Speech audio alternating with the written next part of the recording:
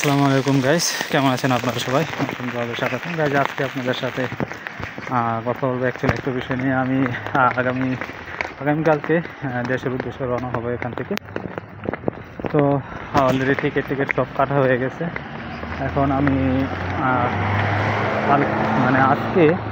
আজকে বিকাল পর্যন্ত ডিউটি করব। ডিউটি শেষ করে বাসায় এসে তারপর এয়ারপোর্টের উদ্দেশ্যে রওনা হব রেডি হয়ে।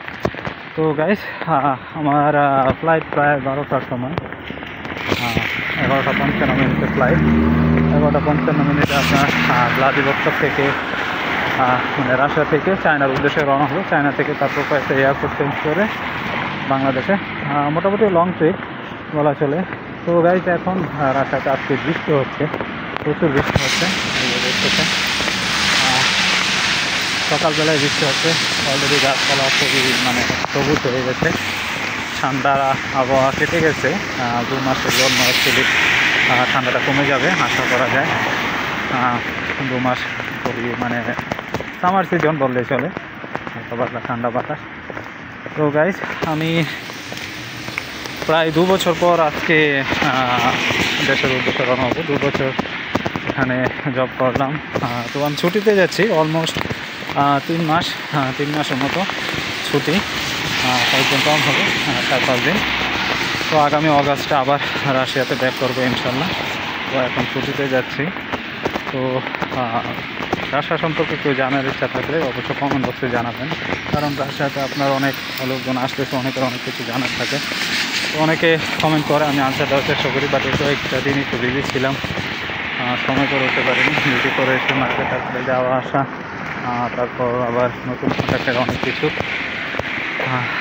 তো সব মিলিয়ে একটু ব্যস্ততার সাথে আজকে ফ্লাইট, বাট আজকে ডিউটি করবো। বাসায় যেয়ে 4টা পর্যন্ত সাথে রেডি হয়ে তারপর আবার ট্যাক্সি করে এয়ারপোর্টে যেতে হবে খুবই তাড়াতাড়ি।